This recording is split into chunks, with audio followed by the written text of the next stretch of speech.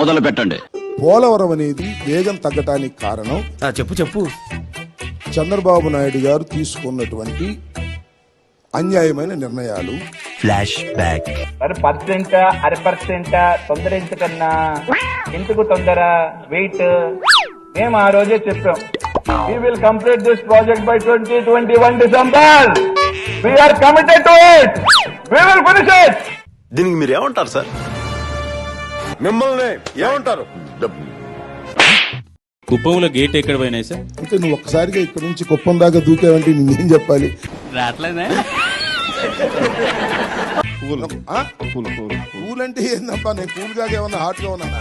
గాలి వెదవ్వే అనుకున్నాను, తేడాగాడివి కూడానా? అయిందా? బాగైందా?